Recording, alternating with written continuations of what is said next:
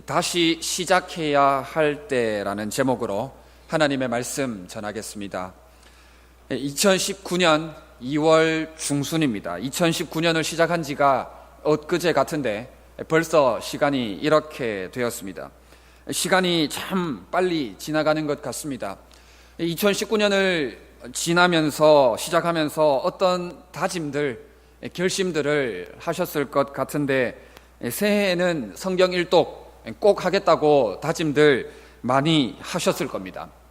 이제 2월인데 무슨 이라는 생각을 버리시고 벌써 2월이다 하는 생각을 가지시고 영적인 고삐를 다시금 다잡으시면 좋겠습니다. 영적인 부분에 있어서 느슨하게 너무 여유롭게 가는 것이 그렇게 좋지만은 않은 것 같습니다. 어쨌든 우리는 이런 저런 계기들을 통해서 일과 인간관계 그리고 신앙생활을 해나가면서 여러 가지 다짐들을 해봅니다. 그런데 작심삼일이라는 말이 있지 않습니까? 굳게 먹은 마음이 길게 가지 못하는 경우가 참 많습니다. 그래서 다시 시작하기 위해서 마음을 다잡을 필요가 있습니다. 또다시 넘어지고 쓰러진다 할지라도 또다시 내일부터라 할지라도 우리는 마음을 새롭게, 다시금 마음을 새롭게 할 필요가 있는 것입니다.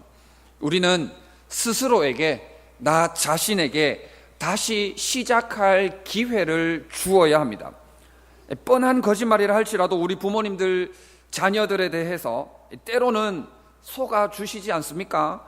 다음부터는 그러지 말라고 잘 해보라고 하지만 때로는 믿고 속아주는 그런 경우가 있습니다. 제가 어릴 때 1, 2학년 때로 기억을 하고 있는데 엄마에게 이런 말을 했습니다. 엄마, 다시는 오락실 가지 않을게요 라고 엄마에게 약속을 했습니다. 제가 그 약속 이후에 오락실 갔을까요? 안 갔을까요? 잘 아시는데, 예. 믿고 속아주는 그런 경우가 있습니다. 다시 한번 우리가 기회를 주는 것처럼 다시 일어설 기회, 우리 스스로에게 다시 일어설 기회를 주어야 하는 것입니다. 오늘 말씀을 통해서 나실인의 법이 무슨 이야기를 하고 있는지를 살펴보고자 합니다. 성경에는 나실인이라는 아주 특별한 사람에 대한 기록이 있습니다. 이 나실인은 자기 자신을 일정 기간 동안 또는 경우에 따라서 평생을 하나님께 드리는 사람입니다.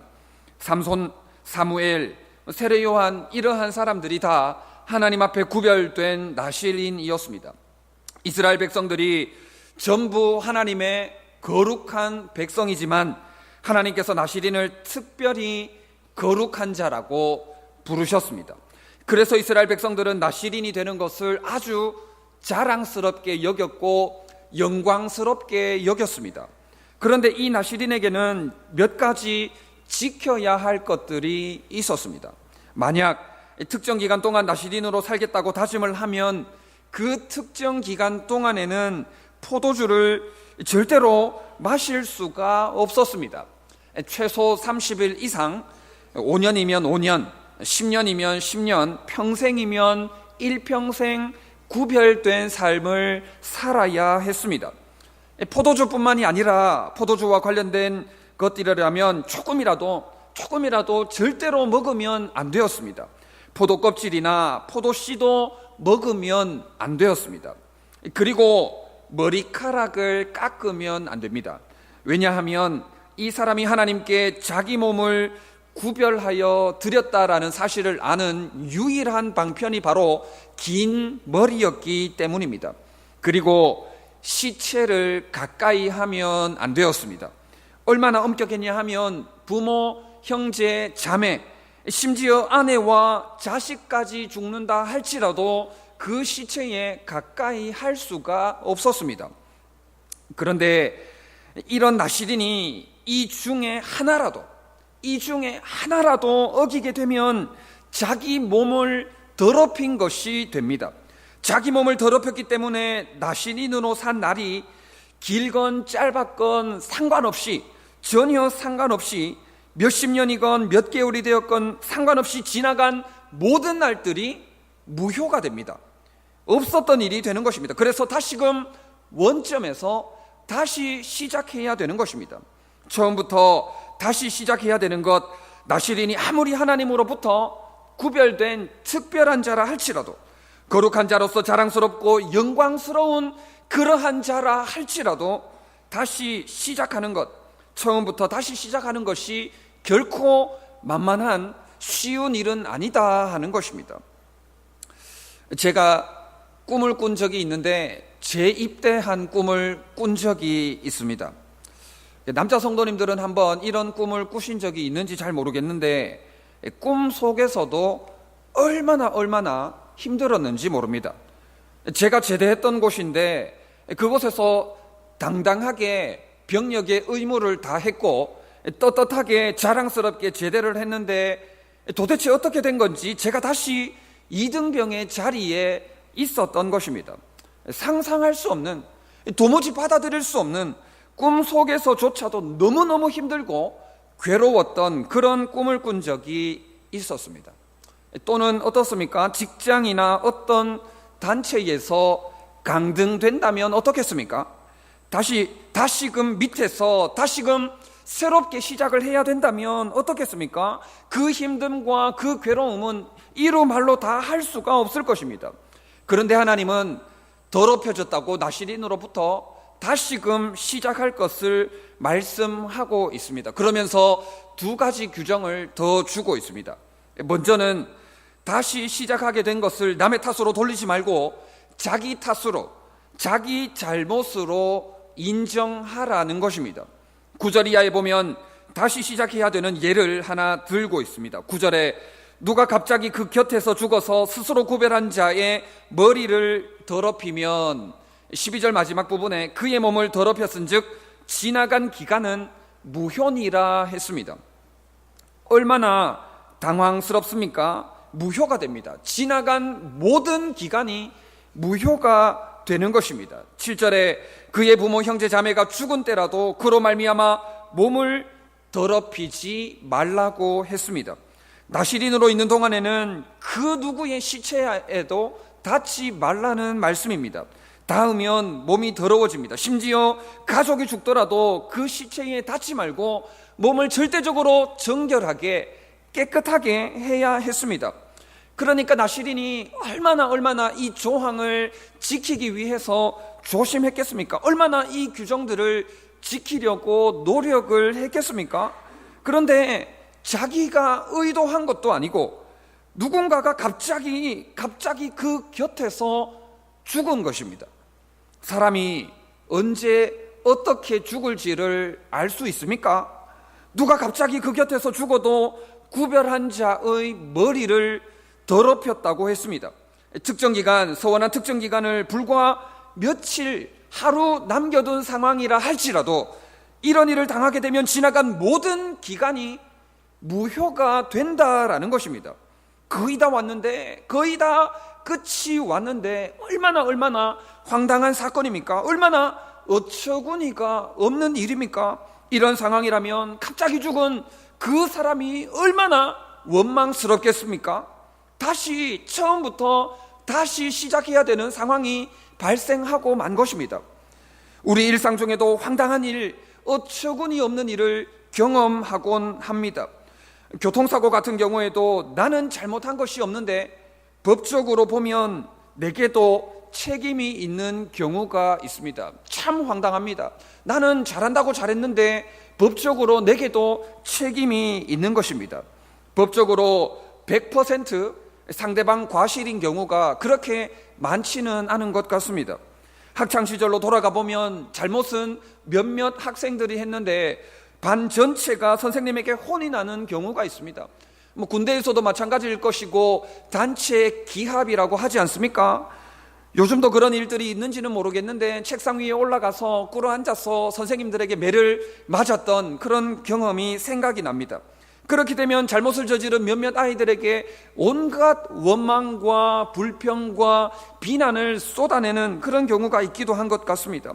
가정에서나 직장에서 사회생활하면서 여러 가지 여러 가지 온갖 얽히고 설킨 일들을 통해서 우리는 내가 책임질 일이 아닌데, 전혀 나하고는 상관이 없는 일인데, 그럼에도 불구하고 내가 그 일을 담당해서 내가 그 일을 책임져야 하는 경우가 있다 하는 것입니다. 지금 나시린의 경우가 바로 그런 경우입니다. 누군가가 갑자기 죽었는데 곁에서 갑자기 죽는 바람에 지금까지 한 모든 수고가 헛수고가 되고 말았던 것입니다. 헛수고가 되었고 아예 무효 처리가 없었던 일이 되고 말았던 것입니다. 그런데 성경은 나시린에게 이렇게 이야기를 하고 있습니다. 10절 11절에 여덟째 날에 산 비둘기 2마리나 집 비둘기 새끼 2마리를 가지고 회막 문에 와서 제사장에게 줄 것이요, 제사장은 그 하나를 속죄 제물로 하나를 번제물로 드려서 그의 시체로 말미암아 얻은 죄를 속하고, 또 그는 그 날에 그의 머리를 성결하게 할 것이며 했습니다. 무슨 말이냐 하면 죽은 사람을 원망하지 말고 내 탓으로 여기라는 것입니다. 남 탓하지 말고 내 탓으로 돌리라는 그런 말씀입니다.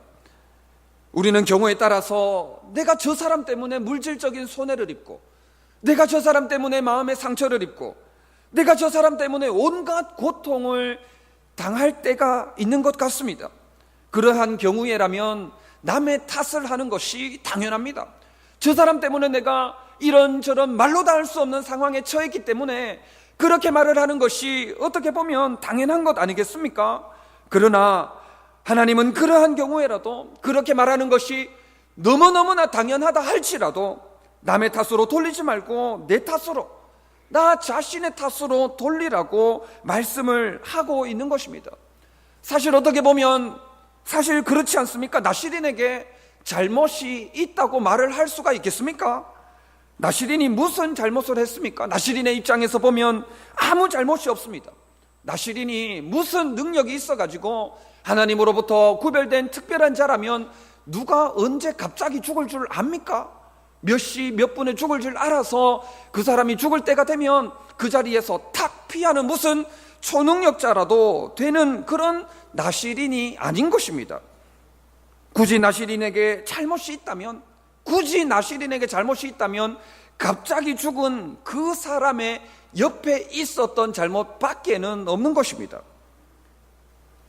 죽음과 살인의 문제를 보면 하나님은 부지 중에 누가 살인을 저질렀다면 도피성 제도를 통해서 피할 길을 내셨습니다. 그러나 고의로 일부러 살인의 죄를 저질렀다면 하나님은 하나님께 예배를 드리는 중에라도 끌어내려서 그에 합당한 벌을 받도록 하셨습니다. 부지 중에 저지른 죄에 대해서는 고의로 한 것이 아닌 경우에는 피할 길을 허락하신 것입니다. 그런데 이 경우에는 어떻습니까? 11절 말씀을 다시 읽어보겠습니다. 제사장은 그 하나를 속죄 제물로 하나를 번제물로 드려서 그의 시체로 말미암아 얻은 죄를 속하고, 또 그는 그날에 그의 머리를 성결하게 할 것이며 했습니다.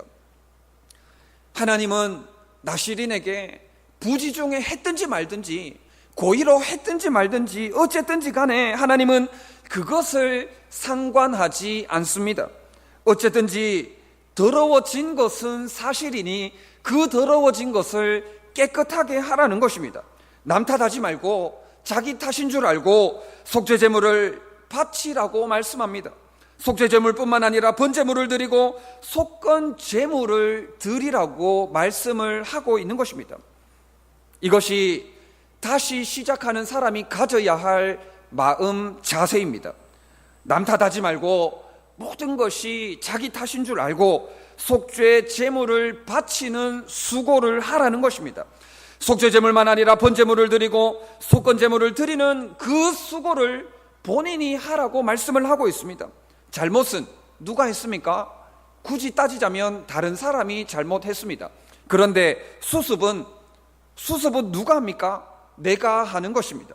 앞서서도 말씀드렸지만 나시린의 잘못을 우리가 보기에는 없습니다. 그러나 하나님 입장에서는 결국 나시린이 더러워진 것입니다. 결국 하나님 앞에서 더럽고 추한 것을 해결해야 할 몫이 바로 나에게 있음을 말씀하는 것입니다.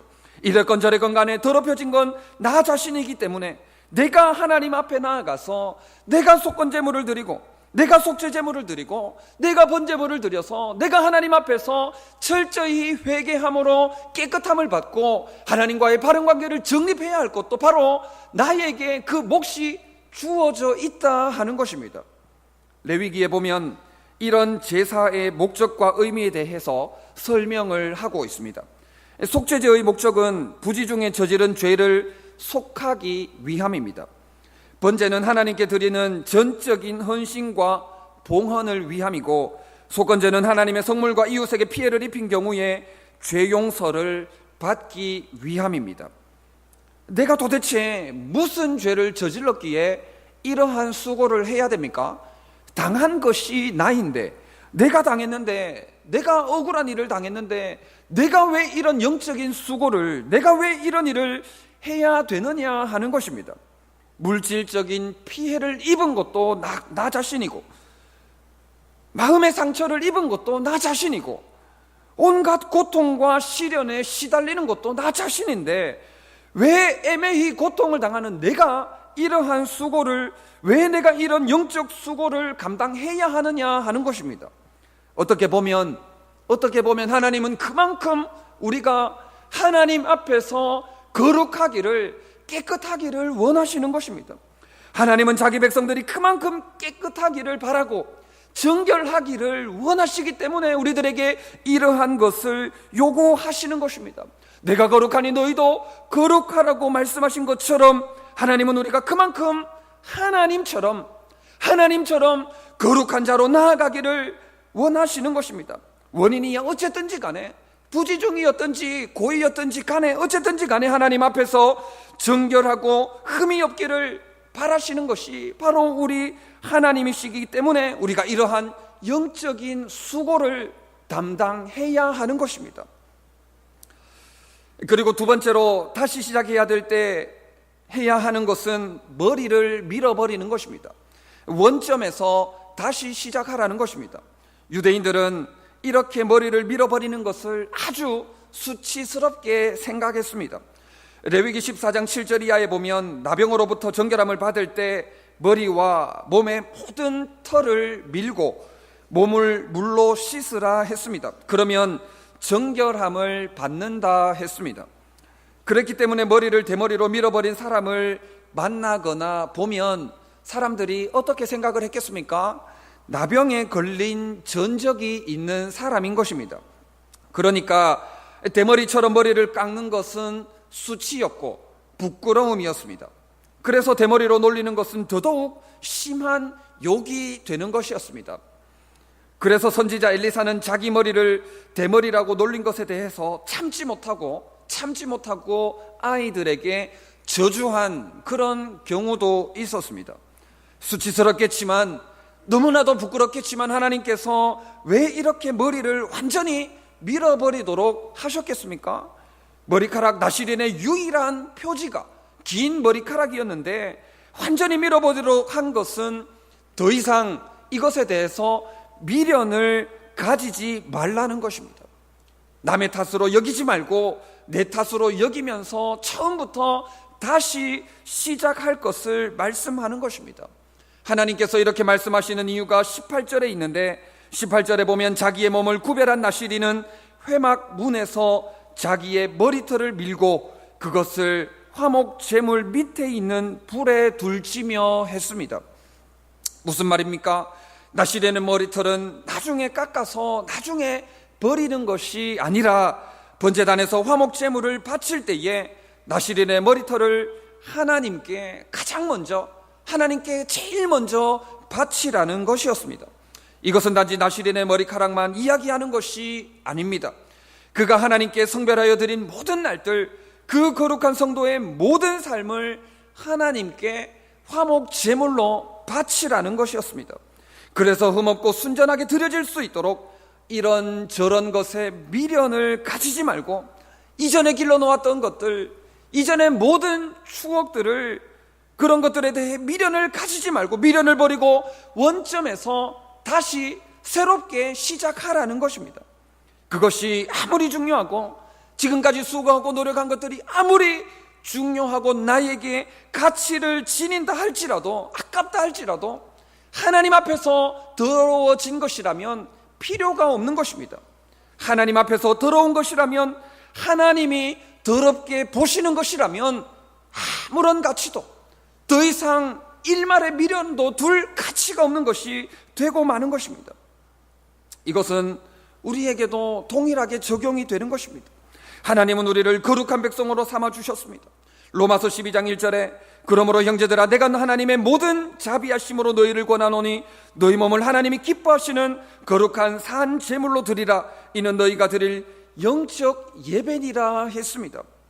하나님은 우리를 하나님이 기뻐하시는 거룩한 산 제물로 드리기를, 우리가 드릴 영적 예배를 원하고 기대하고 있습니다. 그렇기 때문에 하나님은 더더욱 구별된 자로 살아가기를, 거룩한 삶을 살기를 바라고 원하시는 것입니다.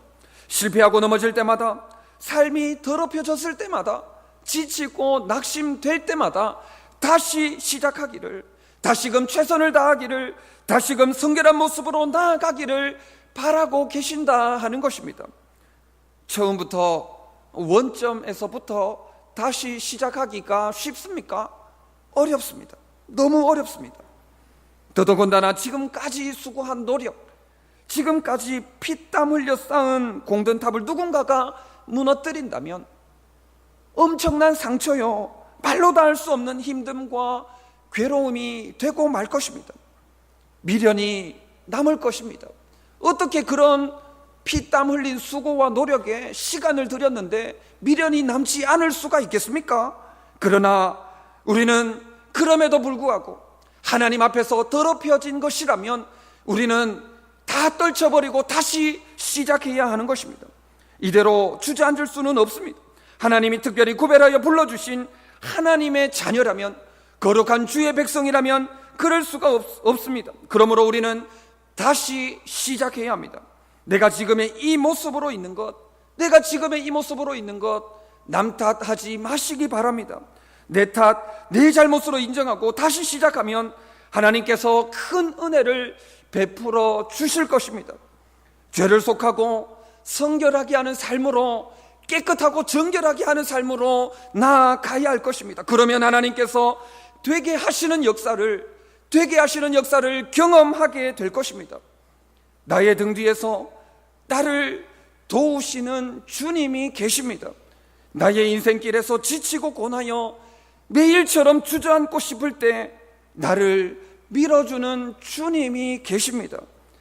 평안히 길을 갈 땐 보이지 않지만 지치고 고나여 넘어질 때면 다가와 손 내미시는 우리 주님이 계십니다. 때때로 뒤돌아보면 여전히 주님이 계시고 잔잔한 미소로 바라보시는 주님이 일어나 걸으라고, 내가 새 힘을 주겠다고, 내가 반드시 너를 도울 것이라고 말씀하고 있습니다.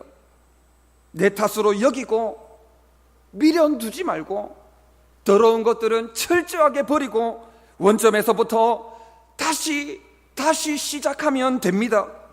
예전에 극동방송을 듣는데 복음 40년 또 복음 40년이라고 하는 이야기를 들어본 것 같습니다. 우리 교회도 어느덧 40여 년 이상의 역사를 지내온 그런 교회입니다.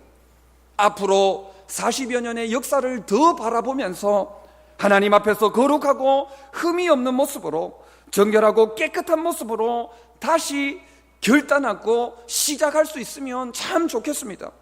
그렇게 다시 시작하기로 결단하는 저와 여러분들 다 되시기를 진심으로 바랍니다. 우리 찬양 한 곡 하고